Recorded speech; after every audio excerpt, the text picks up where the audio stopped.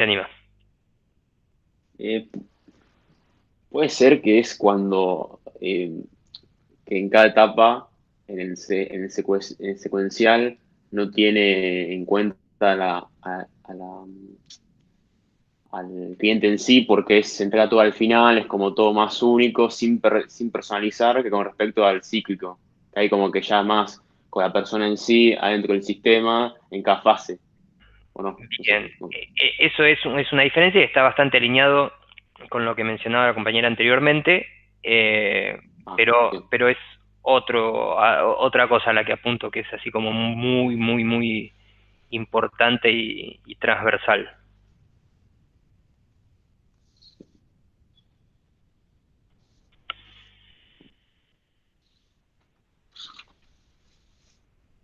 ¿Cómo era el,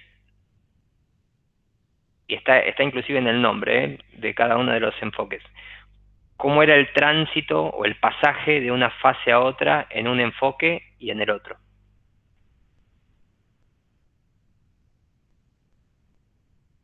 En el en uno hay cíclico eran, validación y en otro no. ¿Cómo?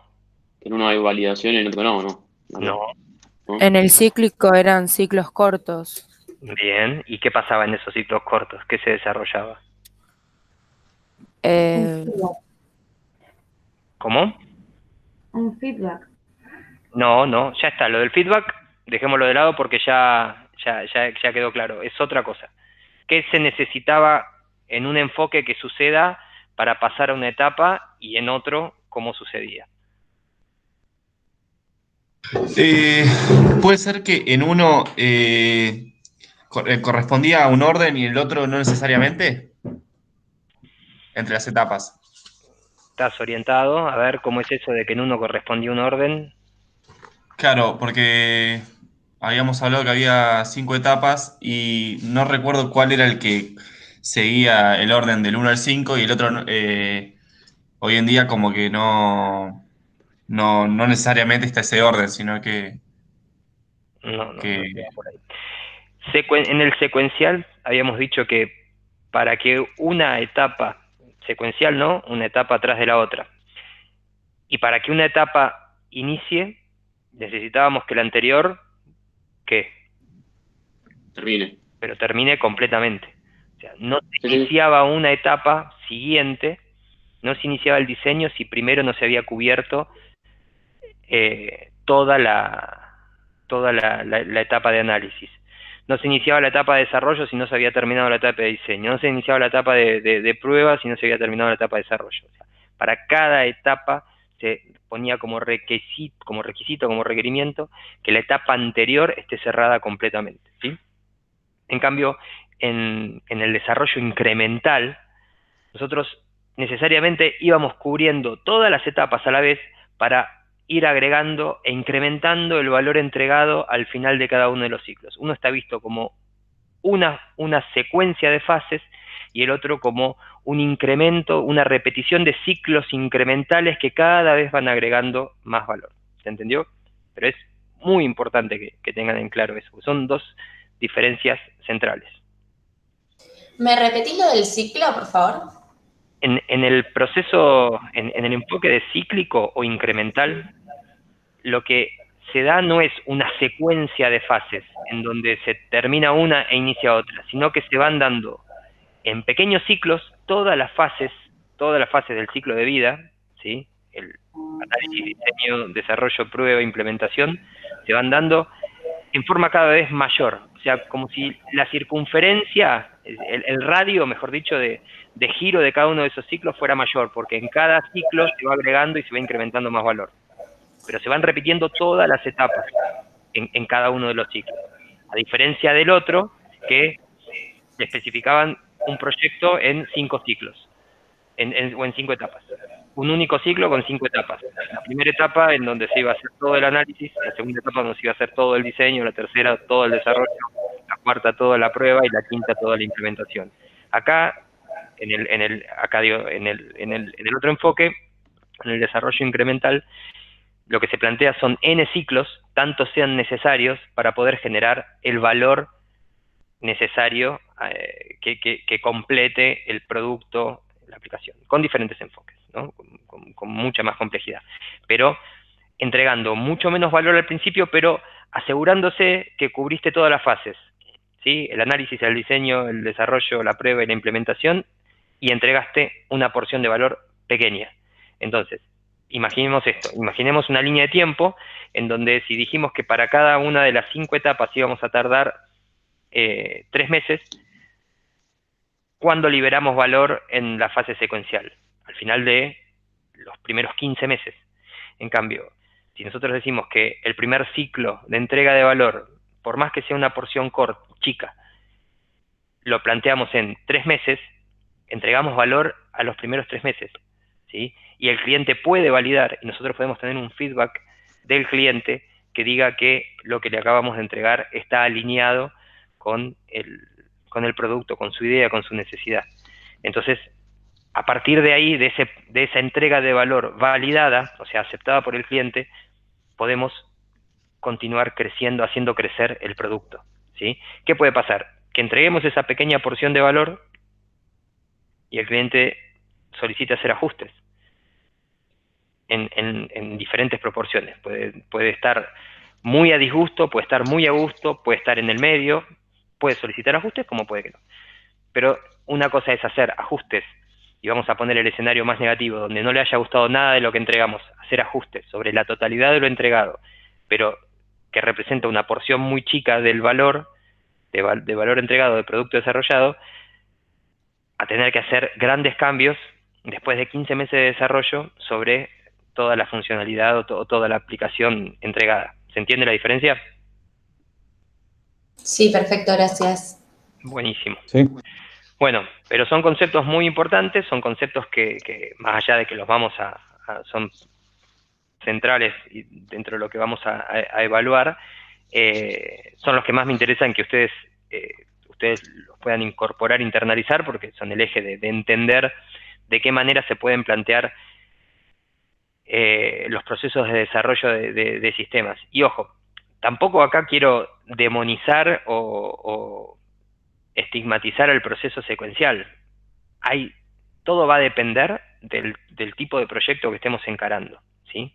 Esto es algo fundamental, que ustedes, la primera pregunta que se hagan tenga que ver con entender el contexto de desarrollo. El contexto de desarrollo tiene que ver con quién es el cliente, cuál es la naturaleza del mercado en el que se va a desarrollar ese producto, cuál es la naturaleza de ese producto. Hay productos, hay proyectos que naturalmente calzan perfecto con un enfoque secuencial, porque se conocen todos los requerimientos en el momento cero, se sabe que no va a haber cambios o que la tasa de variabilidad es muy baja. Entonces, perfecto, si tenés todo definido el paso a paso de acá a 2 años, lo único que tenés que hacer es estar controlando que lo que se ejecute sea de acuerdo al plan, y nada más. Está buenísimo. Ahora, hay otra naturaleza de proyectos y de productos que no calzan con este enfoque y que sí tienen que ver con una naturaleza más cambiante, con una tasa de variabilidad mucho más alta, de incertidumbre, porque los requerimientos van cambiando, porque la tecnología impacta mucho más, un nivel tecnológico más volátil, entonces no estaría tan correcto aplicar el enfoque secuencial. Y ahí sí vale más un enfoque incremental, porque de esa manera vamos pudiendo medir las entregas de valor a plazos más cortos e ir validando que lo que entregamos sí está de acuerdo con las necesidades. Bueno, y con eso cierro este tema de enfoque general y vamos a pasar a lo que nos lleva al día de hoy. ¿Ven bien la pantalla? Sí, perfecto. Sí. Bueno, esto es lo que estuvimos viendo estos días. Esto, tómenlo realmente como un cuadrito de resumen de lo que está pasando en cada una de las etapas, ¿sí? Cualquier duda. Acá prueba, conversión, conversión, producción y mantenimiento, tómenlo como una única etapa. Análisis, diseño, programación, es lo mismo que desarrollo. Prueba es prueba o testeo. Y conversión, producción, mantenimiento, tómenlo como una única etapa, como nuestra etapa número 5. Bien, vamos a ver un poco de qué se tratan las metodologías estructuradas. un overview. Las metodologías estructuradas tienen que ver con este enfoque, están más emparentadas con el enfoque secuencial, ¿sí? En donde, como dijimos, cada nuevo paso implica que el anterior esté cerrado, ¿sí? Como requisito. No podemos pasar a la etapa de diseño si no hay se denominan sign off, o no sé cómo decirlo, hay que lograr la aceptación por parte del cliente de que todos los requerimientos, o sea, le vas a mandar un documento diciéndole, bueno, esto es lo que entendemos por tus necesidades, por tus requerimientos. ¿Aceptás que son todos estos? Sí, entonces te va a tener que dar una aceptación por escrito para que puedas pasar a la siguiente etapa. O sea, sin esa validación, e inclusive eso se va a dejar asentado en un contrato al inicio del proyecto. Por eso, cada paso basado en el anterior. Cuando se dice que es un enfoque top-down, o sea, de arriba hacia abajo, y hablamos de niveles de abstracción, acá tienen que, por ahí, modificar un poco el mindset de pensar que el nivel más alto de abstracción, ¿sí?, no corresponde al nivel más detallado, sino al nivel menos detallado. Cuando hablamos de un alto nivel, estamos hablando de un gran nivel de abstracción, o sea, poco detalle. Y a medida que vamos avanzando en el conocimiento y en los requerimientos, ahí podemos ir bajando el nivel de detalle, bajando a detalle, ¿sí? Bajando a detalle quiere decir ir pudiendo obtener detalles más precisos, más pequeños, más relacionados con porciones más específicas de lo que el sistema y de las necesidades del cliente requieren, ¿sí? Entonces, va a ser un proceso en donde vamos a arrancar con los requerimientos al más alto nivel y vamos a bajar en el detalle, obteniendo así mayor especificidad. Cuando dice que está orientado a procesos, lo que trata de especificar es que se va a centrar en los procesos transaccionales, o sea, los que operan sobre los datos, los que hablan de obtener los datos, de guardarlos, de cómo tratarlos, ¿sí?, la manipulación, y cómo van a esos datos ser canalizados a través de las distintas funcionalidades dentro del sistema que se estén diseñando. Por eso, también, la principal herramienta sobre la cual se apoya este tipo de metodologías es el diagrama de flujo de datos, o flujogramas, o flujos de información, o workflows, como lo quieran llamar, en donde se modeliza, ¿sí?, a través de un diagrama, cómo va a ser ese flujo de datos dentro de la aplicación. Y las principales actividades que van a tener parte dentro de ese sistema que se está diseñando, referente a los datos, ¿sí? Bueno, habla de que hay otro tipo de herramientas también, como diccionario de datos o diagrama de estructuras. No es a lo que quiero que le hagan hincapié. El diagrama de flujo de datos es algo similar a esto, no sé si alguna vez lo han visto, pero es algo que visualmente es un radiador visual que permite, de una manera bastante sencilla, siempre dependiendo cómo esté diseñado, ¿no? Hay algunas de estas cosas que son, por lo menos para mí, inentendibles, pero el objetivo de esto debiera ser que puedan, a través de una mirada, entender cómo fluyen los datos dentro de la información. Por ejemplo, acá hay un estudiante, o sea, que es una entidad, una persona que va a solicitar un curso en el cual se va a verificar la disponibilidad y habiendo determinadas acciones, va a permitir inscribir al estudiante y, si esto se realiza, confirmar el registro, enviando una carta de confirmación al estudiante. O sea, el flujo en sí es esto, del estudiante, el 1, el 2 y el 3. Ahora, después acá hay otras acciones que se detallan que pueden estar pasando, porque cuando se verifique la disponibilidad va a consultar el archivo de cursos, le va a devolver la información de los cursos abiertos, le va a devolver también en el proceso de inscripción los detalles del curso, bueno, una serie de especificaciones del proceso, pero que no importan acá en lo que hace el contenido de este proceso, pero sí lo que quiero que vean es que a través de un proceso así, de un diagrama simple, se puede entender cómo va a ser todo el flujo de los datos y de la información que va a transitar por el sistema que estamos diseñando. ¿Y para qué nos sirve esto? Fundamentalmente para que podamos validar reglas.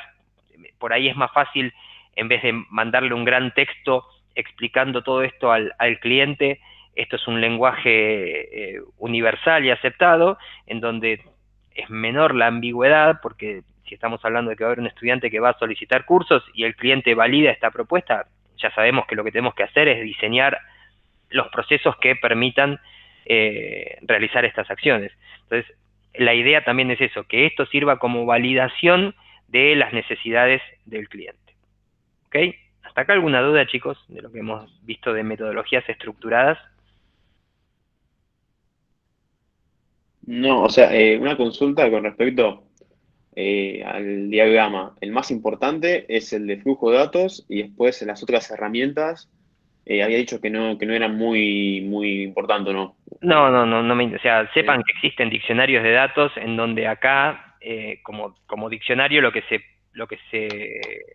que contiene son definiciones, ¿sí? Sí. Definiciones para que los procesos del sistema, pero a nivel más técnico, puedan entender qué significa la entidad de estudiante, qué significa el proceso verificar disponibilidad, para que no haya que estar definiéndolo en cada etapa. O sea, lo que va a ser la lógica del sistema es ir a preguntar al diccionario de datos qué significa el proceso 1.0. En forma muy rápida, entonces le va a devolver la información y ya va a saber qué es lo que tiene que hacer, cómo tiene que interpretarlo. ¿Sí? Es más a nivel de reglas de desarrollo. ¿Ok? Bien, buenísimo. ¿Alguna otra duda, chicos, con respecto a esto? Si no, pasamos. Bien. Después, las metodologías orientadas a objetos es una derivación o una evolución, si se quiere, de las metodologías estructuradas tradicionales, las que vimos recién, en donde lo que critica es que las anteriores trataban por separado lo que eran datos y procesos. Y esta, básicamente, lo que incorpora es el concepto de objetos. O sea, las estructuradas son metodologías orientadas a procesos, ¿sí? Y esta lo que incorpora es el concepto de objeto. El objeto, acá en este caso, podría ser el estudiante, en donde va a combinar los datos y el proceso operado sobre ellos. ¿Sí? Es un concepto netamente técnico, no me interesa que lo conozcan a la perfección, pero es la diferencia que hay entre una metodología y otra. En una trabaja solamente los datos por un lado y los procesos por otro, acá unifica en un concepto nuevo llamado objeto el dato y el proceso. O sea, el objeto A va a corresponder a los datos del alumno que está, o del estudiante que está realizando la solicitud de inscripción a una materia, y los procesos de inscripción. Todo eso va a estar englobado en el proceso, en el objeto A. ¿Para qué sirve? Sirve para ir resumiendo, ¿sí?, los patrones después de desarrollo de software, y que no haya que estar, va como haciendo aplicando como un concepto de economía en el código, en donde simplemente después diciendo llamo al objeto A, desde esa librería, desde ese diccionario de datos, llamo al objeto A, ya sabe que en ese objeto A están definidos ciertos datos, ciertos procesos, cierta lógica, ciertas reglas que hay entre todos esos componentes, ¿sí?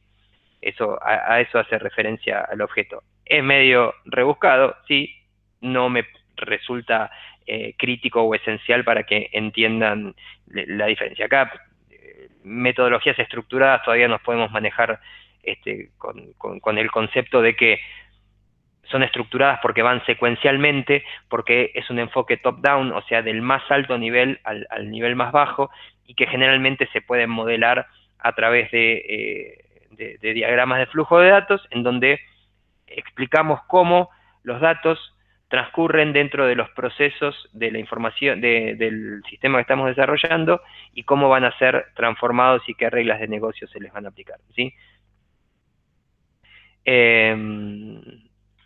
¿Algo más? Perdón. ¿Alguna duda? Porque acá damos por cerrado lo que es metodologías secuenciales o incrementales. No. Lo van a poder, esto lo van a poder ampliar del libro de...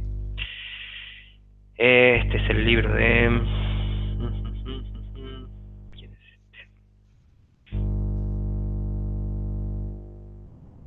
el de Kenneth y Loudon, Sistemas de Información Gerencial, en la página 502, hay desde la 502 hasta el fin del capítulo, sí, desde la 502 no les va a ocupar mucho lugar. Desde la 502 hasta la 520 más o menos, sí, tienen para ampliar un poquito más esto de sistemas incrementales, de metodologías, perdón, incrementales. ¿Sí? Así que de la 502 en adelante. Bien. Gran parte de lo que ustedes como analistas de sistemas pueden llegar a estar más vinculados es en entender qué es lo que el cliente necesita. Y olvidémonos también un poco del rol de analista de sistemas, sea cual sea el rol que ustedes ocupen como distintos profesionales que puedan ser, ya sean licenciados en administración, licenciados en marketing, contadores, en algún momento un cliente externo o interno de la empresa les va a venir a pedir algo, ¿sí? Entonces, es muy importante que ustedes puedan, si no hay un entendimiento real de qué es lo que la otra persona está necesitando, pero además de qué es lo que está necesitando, que puedan contextualizar en qué ámbito él va a desarrollar esa tarea o surge esa necesidad, es bastante difícil que puedan brindarle una solución mediante el desarrollo de una herramienta o con la prestación de un servicio que realmente vaya a cubrir esa necesidad, ¿sí? Entonces, es muy importante que este concepto de entender los requerimientos, de gestionar, de hacerse de esos requerimientos, lo tengan incorporado como concepto.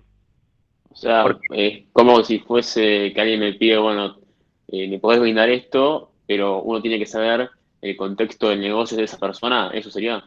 exacto, no, Bien. es el contexto de la persona y eh, hasta saber cómo es el ámbito de trabajo. O sea, una de las metodologías que hoy por hoy están en vanguardia para todo lo que es desarrollo de sistemas, se llama GoC, o sea, ir a sentarse al escritorio del usuario final que va a utilizar el sistema. Ponerse adentro del usuario, de los pies del usuario, de los zapatos del usuario, o sea, es desarrollar una empatía, básicamente. O sea, es entender cómo siente, cómo piensa, en qué contexto desarrolla sus actividades ese usuario, para que lo que nosotros desarrollemos no sea solamente responder a su demanda, ¿sí? Porque responder a su demanda, si yo quiero que me hagas un sistema que haga tal y cual cosa, que haga A, B y C, lo puede hacer cualquier programador, cualquier desarrollador. Si ustedes como licenciados en marketing vienen y les piden que desarrollen una campaña para A, B y C, lo pueden desarrollar, que les configuren, o sea, ahí es medio como un producto commodity, ¿no? Lo puede desarrollar cualquiera. ¿Dónde está el valor agregado? Yo ¿A quién te creo dirigís? es cuando podés entender de tal forma las necesidades de la otra persona, del que te está pidiendo algo, que lo que producís no es solamente un output, sino un outcome. ¿Y cuál es la diferencia? Que el output es solamente la salida, es la salida física. El outcome es algo que entiende, es una salida que entiende las necesidades, ¿sí? Entonces, el concepto debiera ser outcome over output, o sea, el entendimiento de las necesidades por encima de simplemente una salida. Una salida la puede hacer cualquiera, una salida que cubra las necesidades porque hay un entendimiento de esas necesidades, no lo puede hacer cualquiera. Lo puede hacer quien entiende realmente esas necesidades. Y parte de entender las necesidades, arranca por ponerse a entender cuáles son los requerimientos del usuario. Para eso, hay distintas técnicas, que ahora las vamos a repasar, y hay distintas actividades que se pueden desarrollar. Pero todo parte de, como dice este gráfico bastante simple, pero entiendo que también gráficamente entendible, es que hay necesidades de un lado, del otro lado lo que se ofrece es una capacidad de análisis y de gestión, y entre la iteración, ¿sí? entre el ida y vuelta entre estas dos partes, lo que en donde la charla trata sobre requerimientos, lo que se tiene que lograr es poder obtener un alcance, ahí está el entendimiento, y una dimensión, o sea, son dos palabras muy similares, ¿no? Alcance y dimensión. Habla de un concepto de profundidad y de apertura de ese conocimiento, del conocimiento sobre esos requerimientos, ¿sí? Pero que se dan entre estas dos partes. Todo esto se puede canalizar a través de una disciplina que se llama ingeniería de requerimientos. No soy muy amigo de que la palabra ingeniería aparezca muy seguido, porque la palabra ingeniería habla de una serie de procesos generalmente bastante rígidos, y acá, si estamos hablando de necesidades y cuestiones que van cambiando, tenemos que hablar de algo cambiante, ¿no? Generalmente la ingeniería es como que no es muy afecta a los cambios, pero tampoco quiero generar sesgos ni preconceptos. La gestión de los requerimientos, la ingeniería de los requerimientos, tampoco nos pongamos tan semánticos, tiene que ver con eso, con entender y con estructurar una serie de pasos, que por ahí ese es el aporte ingenieril, para que todo ese conocimiento quede volcado de una forma, de una forma que pueda, de una forma que pueda ser aprovechada en el interior de los proyectos en los que estamos desarrollando. Tiene que ver con definir cuáles son las actividades que vamos a realizar, cuáles son las técnicas que vamos a aplicar para poder hacernos de ese conocimiento, y que tenga como finalidad decirle al cliente que estamos entendiendo qué es lo que él nos está pidiendo, ¿sí? Tanto desde un alcance funcional como desde un alcance técnico. O sea, yo tengo que asegurar, mediante ciertas tareas, que puedo acercarme al cliente, entender qué es lo que está necesitando, y que esa necesidad se vaya a trasladar hacia el interior del equipo para traducirse en el desarrollo de los requerimientos. Pero siempre partiendo de las necesidades del usuario. Las necesidades es el origen de todo esto. Ustedes me frenan si hay alguna duda, pero voy a ir un poquito más rápido porque hay bastante material para ver. Bueno, como venimos diciendo hasta recién, el origen de todo esto son las necesidades. Generalmente, no es que el usuario se va a sentar con ustedes y les va a decir, mi problema es A, B, C, D y E, y se los va a expresar de una forma clara. Normalmente se los va a expresar muchas veces con emocionalidad en el medio.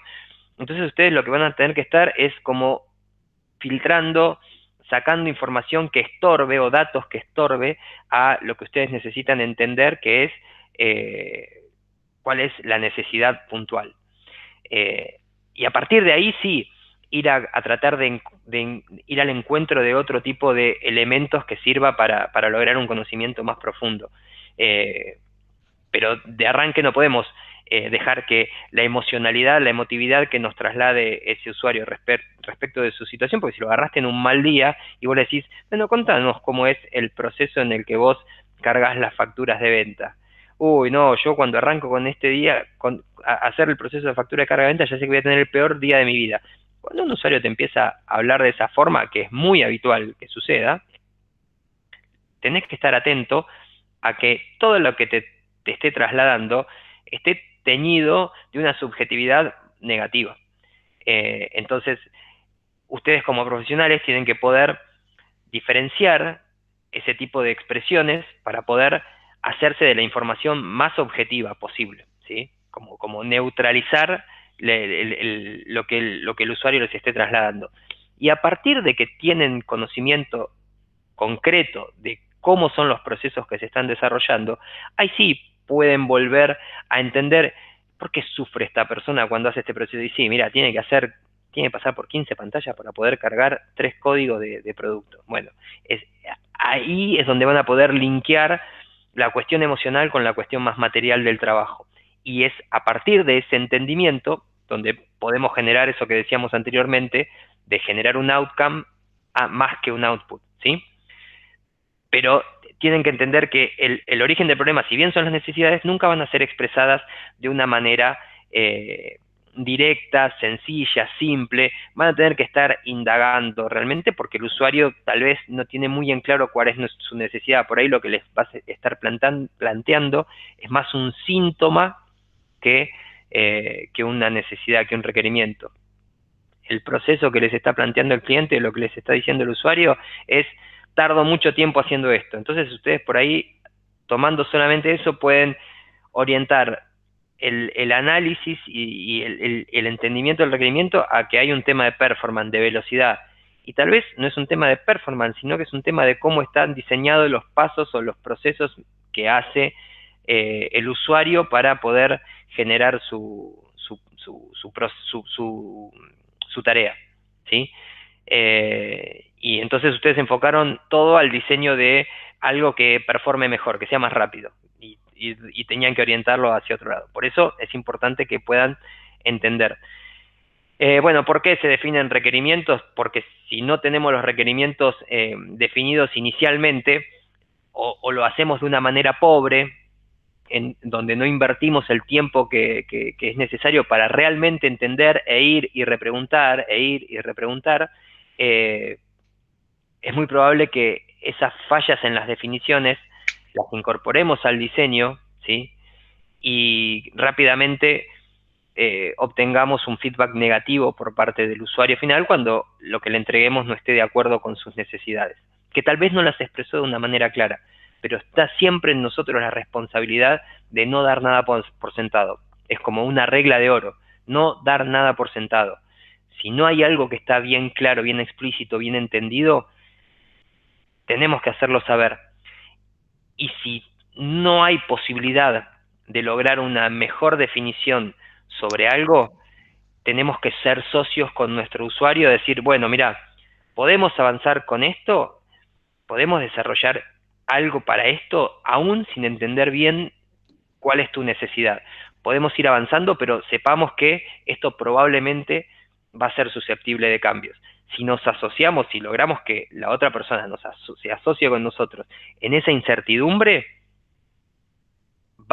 digamos, esa sociedad no nos deja expuestos a que ante la entrega de algo que no coincida con las necesidades, nos caiga la responsabilidad de: hiciste mal las cosas.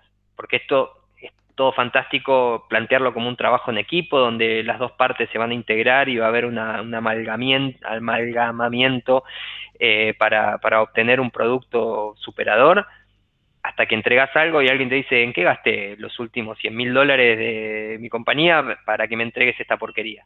Ahí se acaban las amistades, se acaba el partnership y todo.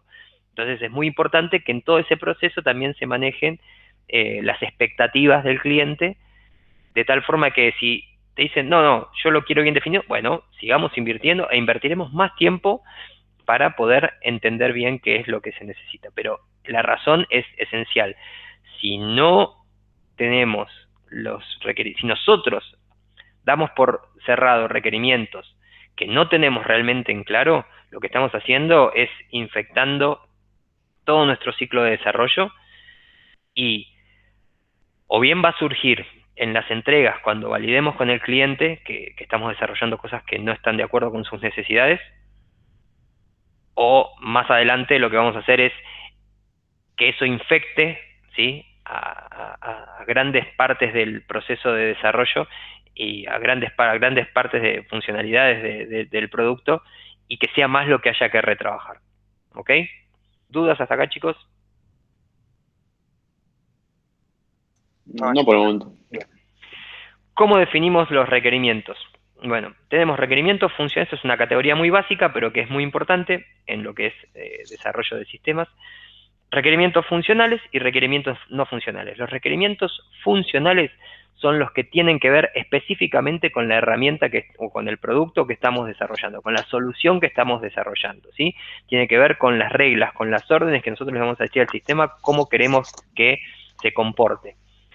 En cambio, los requerimientos no funcionales tienen que ver con el son como meta requerimientos. Son cosas que la vamos a definir una vez y que van a aplicar y que van a condicionar el comportamiento del resto de los requerimientos no funcionales. Por ejemplo, si nosotros decimos que como requerimiento no funcional, al final de esto, cada vez que movamos el mouse, va a tener que emerger una ventana de controles de comando, ¿sí? Del lado izquierdo inferior.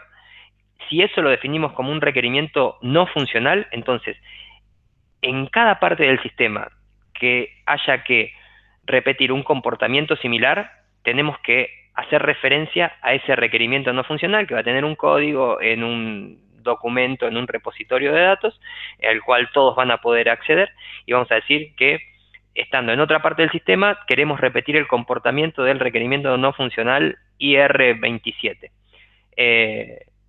Y ya vamos a tener definido qué es esto. Si en cambio esto no es un requerimiento no funcional y es simplemente un requerimiento funcional de esta parte, lo que va a pasar es que en otra pantalla puede ser que cuando muevan el mouse, un cuadro de comandos aparezca acá arriba o aparezca en forma vertical. ¿Por qué? Porque el desarrollador no va a tener la instrucción específica de cómo tiene que implementarse esa barra de comandos. Entonces, ¿para qué definimos requerimientos no funcionales? Para ir moldeando el comportamiento general de ciertas acciones, de ciertos comportamientos de un sistema, ¿sí? ¿Se entendió? O sea, moldear el comportamiento general de ciertas acciones, algo así. Sí, sí, sí. O sea, a través de los requerimientos no funcionales, a lo que apuntás es ir como dando lineamientos generales para determinadas acciones o para determinados comportamientos dentro del sistema. Los requerimientos funcionales hacen mención específica a una pantalla en particular, a un módulo, a una funcionalidad, y que lógicamente no entra en conflicto, no se contradice con un requerimiento no funcional. Perfecto, gracias. Bien. De acuerdo al nivel de cumplimiento, los requerimientos pueden ser obligatorios, cuando sí o sí tiene que ser implementado, recomendable, un nice to have, o sea, que un requerimiento se puede plantear, se recomienda, ¿sí? Se recomienda que esto se implemente como un requerimiento no funcional, porque de esta manera vamos a poder estandarizar el concepto de visualización de las barras de comando. Entonces para el usuario va a resultar lo que sea para poder justificarlo. Y un opcional es cuando es el nivel menos crítico o menos mandatorio de cumplimiento. Es bastante simple.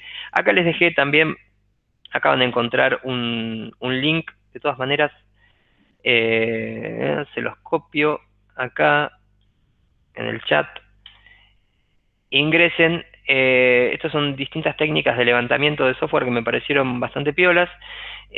Ingresen, porfa, acá se los muestro, a esta página. Análisis de documentación, observación, eso. Exacto, análisis de documentación, observación. Bueno, es bastante específico, pero así todo es muy claro de cuáles son las técnicas que se utilizan para obtener los relevamientos.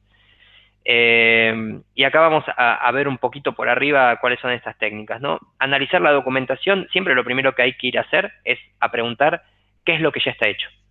O sea, no inventemos la pólvora, no tratemos de inventar lo que ya está hecho. La rueda ya está, podemos mejorarla, pero no vamos a inventarla. Entonces, llegamos a un lugar, necesitamos empezar a entender cómo funcionan las cosas. Bueno, preguntemos, ¿qué es lo que ya está hecho? ¿Hay documentado algo? Si hay, buenísimo, dámelo, me lo llevo y el primer paso que hacemos es analizar y entender esa documentación. ¿Por qué? Porque es información objetiva y nos va a servir como puntapié de una mejor manera, va a ser mucho más útil que sentarnos y hablar con ese usuario atormentado por tener que pasar por 15 pantallas para cargar 3 campos, ¿sí? Entonces lo primero que hacemos es buscar el análisis de esa documentación. ¿Qué puede pasar? Que esa documentación sea relevante o que no, o que ya esté deprecada, que ya el sistema haya cambiado. Dependiendo del tipo de organización, organizaciones que son más estructuradas tienen documentación, organizaciones que son menos estructuradas no tienen absolutamente nada, y esto es simplemente un check de no hay. Pero es lo que siempre hay que hacer. La observación, esto es lo que decían anteriormente, el go-see, ir al lugar donde se desarrollan las acciones, ¿sí? Hay dos tipos de observaciones, una observación pasiva o una observación activa. Pasiva es cuando solamente observo, miro cómo el otro desarrolla sus actividades. Activa es cuando me siento, le pregunto, ¿sí? Va a depender del tipo de actividad que estoy yendo a observar. Si es una actividad que tiene contacto con un tercero, con un cliente, supongamos, que vamos a ver cómo un asesor del banco carga las solicitudes de tarjetas de crédito y las hace a la vez que va hablando con el cliente, que se le sienta ahí al lado. No me voy a sentar al lado del asesor del banco y le voy a decir, perdón, ¿y por qué haces esto? Porque va a interferir. Entonces, lo que podemos llegar a obtener ahí es negativo. Entrevistas, ¿sí? Esta es otra técnica muy utilizada, en donde previamente desarrollamos un cuestionario, por ahí a partir de el análisis de la documentación existente, el análisis de lo que hemos observado, o sea, observamos, tomamos nota, analizamos, y a partir de eso decimos, bueno, vamos a hacer un cuestionario para que esto, o sea, todo lo observado nos permita conducir una entrevista con el usuario para entender más puntualmente otras cosas. Generalmente se hacen sobre preguntas cerradas, más de sí y no, con una escala de valoración, para poder tener una respuesta más directa. Las encuestas o los cuestionarios es otra forma de llegar, por ahí es de las menos efectivas. Se utiliza mucho cuando hay un gran número de usuarios a los cuales hay que llegar y físicamente no tendríamos tiempo para disponer para llegar a todos, pero sepan que no es de las medidas más efectivas, porque el compromiso de alguien con esta tarea suele verse sesgado dependiendo de su disponibilidad. Además, siempre es mucho más efectivo el contacto directo, pero esto se utiliza cuando hay muchas personas o muchos usuarios sobre los cuales recopilar información. Mesa de trabajo, workshop, estas son para mí una de las técnicas más efectivas. Es cuando agarramos un grupo reducido de usuarios que están muy involucrados con el sistema y los ponemos a formar parte del proceso de diseño. Y en realidad debiera ser siempre esto. Lo que pasa es que con una encuesta es menos personalizado, con un cuestionario, con una entrevista es menos todavía. La observación pasiva no se participará nadie, el análisis de la documentación menos. Cuando logramos que al usuario lo hacemos sentir involucrado dentro del proceso de diseño, vamos a obtener muchas mejores respuestas. Vamos a poder empezar a trabajar sobre la empatía. Y vamos a entender mucho mejor cuáles son sus necesidades y por ende se va a traducir en una mejor solución que vamos a terminar diseñando. Pero hacer un workshop es plantear qué es lo que estamos tratando de obtener de todo este proceso, y en la interacción de los distintos usuarios puestos a trabajar como grupo, seguramente haya información más enriquecida que podamos obtener respecto de sus necesidades. Tormenta de ideas, esto se usa para determinados niveles, cuando hay usuarios que realmente son expertos en las soluciones sobre las cuales estamos trabajando, y que permita que cada uno tire soluciones o propuestas sin ningún tipo de reglas respecto de cuáles serían las mejores alternativas para las necesidades que se están planteando. Y las historias de usuario las dejamos en stand-by porque es algo de lo que vamos a hablar la semana que viene cuando empecemos a ver las metodologías ágiles. Pero es una forma de estructurar los requerimientos de tal manera que sirvan para los equipos de desarrollo. Esto está totalmente relacionado con las metodologías incrementales y con las metodologías ágiles que se llaman. Y creo que estamos acá. Bien. ¿Dudas? ¿Preguntas? Martín, te iba a hacer una pregunta. Diga. Los requerimientos no tienen que ser sí o sí, no son excluyentes, digamos, se pueden usar más de una metodología o no a la hora de... Puedo decir las formas de obtener los requerimientos. Exactamente, sí. Sí, son técnicas. O sea, como vos como analista sos el que tiene que determinar, analizar el contexto y entender cuál es la mejor manera de obtenerlo. Imagínate hoy por hoy en los procesos de desarrollo de software donde no hay posibilidad de contacto directo. ¿Cuántas de todas estas ya de por sí se cerraron? O sea, análisis de documentación sí se puede hacer. Observación, no. Entrevistas con una videocámara. Encuestas y cuestionarios sí. Mesas de trabajo virtuales solamente. Tormenta de ideas virtuales. Las historias de usuario, dejémoslas de lado. Pero sí, vos tenés que utilizar las que sean, las que se adapten mejor a las necesidades del proyecto. ¿Sí? Sí, perfecto. Bien. ¿Qué más dudas? Otra pregunta porque no me quedó en claro lo de las metodologías. O sea, simplemente sirven, o sea, no solo para eso, pero sirven como para entender cómo fluye la información en un sistema. ¿Las metodologías estructuradas? Sí, Sí, o sea, son elementos conceptuales que lo que te permiten es ir como definiendo, son como marcos de trabajo. Vos sabés que cuando un proyecto lo vas a definir secuencialmente, vas a aplicar conceptos de metodologías estructuradas, donde una etapa va a iniciar solamente cuando se terminó la anterior, donde vas a partir de un nivel muy abstracto de requerimientos y que vas a ir, a medida que pasa el tiempo, obteniendo mayor granularidad en esos requerimientos, donde vas a modelizar todo orientado al tratamiento de los datos y de los procesos. Es como que te da las guías por donde va a desarrollarse el proceso. No quiere decir que después se maneje a rajatabla. No va a convivir un enfoque secuencial con un enfoque incremental, porque se contradicen. No van a poder coexistir.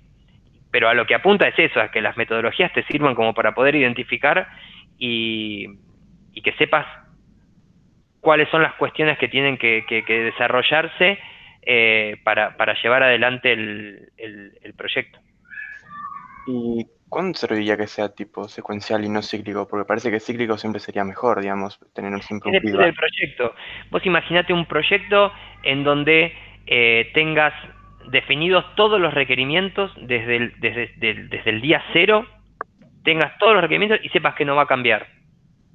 O sea, tasa de variabilidad cero, ergo riesgo cero, es una situación ideal. Un cohete, la NASA utiliza mucho metodologías secuenciales y estructuradas, porque saben desde el momento cero qué es todo lo que tienen que hacer para construir una nave espacial. Claro. Se sabe qué es el producto final. Cuando el producto final ya está definido de antemano y no hay variabilidad, o la tasa de variabilidad es muy, muy, muy baja, y la metodología secuencial es totalmente válida. Cuando no podés obtener ese nivel de conocimientos sobre las necesidades, o aún conociéndolo, sabés que por ser un producto que va a estar inmerso en un mercado que es muy cambiante y que en el transcurso del desarrollo los requerimientos pueden ir cambiando, entonces asumir un proyecto bajo un enfoque secuencial es asumir un riesgo bastante grande, porque vos solamente vas a validar al final. Porque no hay valor para entregar antes. Vos imaginate que tardás los primeros 3 meses en hacer todo el análisis de las necesidades. terminaste esa etapa, ¿qué le entregas al cliente? ¿Qué feedback puedes tener? Ninguno. En cambio, en la metodología incremental, terminaste los 3 meses, cubriste 1, 2, 3, N ciclos de procesos incrementales y le lograste entregar algo. ¿Entendés? Y eso sí es validable, eso sí es contrastable. Sí, digamos, como que en procesos en que necesitas o sea, que puede haber un cambio, necesitas que sea siempre cíclico, digamos, no puedes nada. Incremental, denominémoslo así, incremental. Bien, gracias. No, por favor. ¿Alguna otra duda, chicos?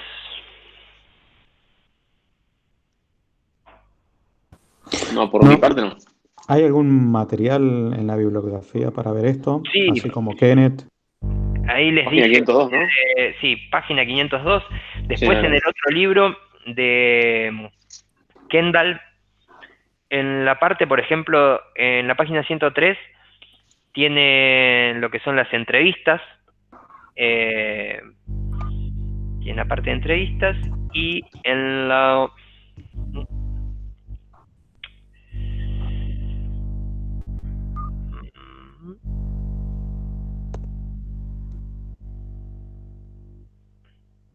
No, esto del ciclo de vida ya lo vieron. Esto después lo vamos a usar para lo que es metodologías ágiles. ¿Recuerdan el libro el que usamos para la primera parte, más que nada, de Saroki? Saroka, perdón. Sí, acá teníamos una parte, ya les digo cuál era.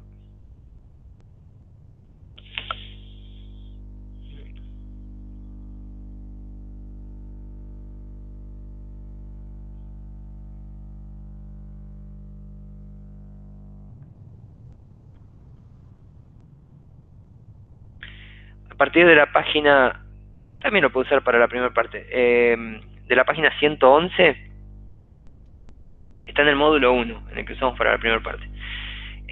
Tienen todo lo que es la parte del ciclo de vida, para repasar algo de ahí, y lo que es metodologías orientadas a la estructura de datos, que es lo que vimos recién, estructuradas, orientadas a los procesos y orientadas a los objetos.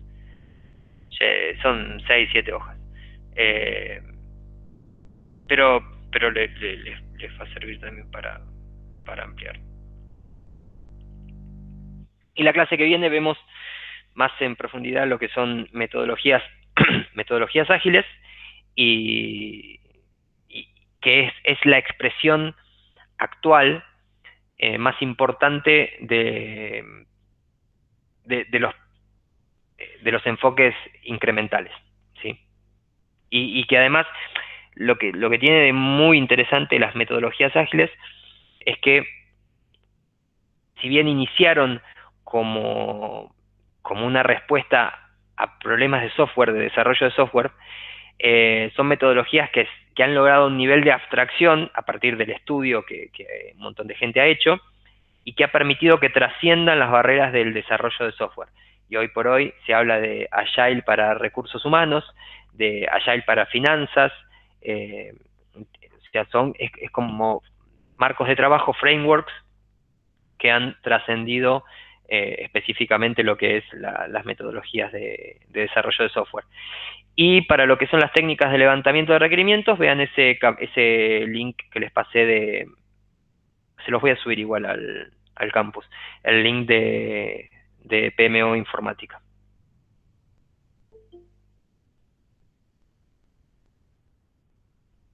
Perfecto. Bien. Ahí, inclusive en esa página, PMO Informática, tienen un montón de... Yo voy a buscar a ver si les encuentro algo que esté más piola que estos libros. Me está costando mucho encontrar bibliografía académica actualizada sobre lo que es metodologías de desarrollo, porque realmente ya casi que no se escribe, o sea, no quiero pecar de soberbio, pero no es que casi no se escribe. Han evolucionado poco esos conceptos, entonces quedan como... Por eso seguimos usando uno de esos libros de hace 20, 30 años. Y lo que pasa en la realidad después tiene que ver con otros enfoques, pero bueno. por ahora vamos con eso. Entonces la clase que viene vemos eso, vemos metodologías ágiles y ya nos acercamos hacia el final. Vayan leyendo, no se queden, porque el segundo parcial tiene que ver con todo esto y son más cosas para elaborar porque es acumulativo con los conceptos del primer examen, o sea, necesariamente están relacionados, ¿no? Entonces se van a juntar las cosas de cómo desarrollar un ciclo de vida o etapas específicas, si es para un RP, si es para un CRM, o sea, no se queden con haber pasado el examen, traten de linkear los temas y si tienen dudas, como siempre, escriban. Bien, si no hay nada más, chicos, nos vemos la semana que viene. Dale, buenísimo. Nos vemos la semana que viene. No, Martín. Que tengan Muchas buen gracias. Chao, semanario. gracias. Igualmente. Chao, Muchas gracias. gracias. Chau, chau.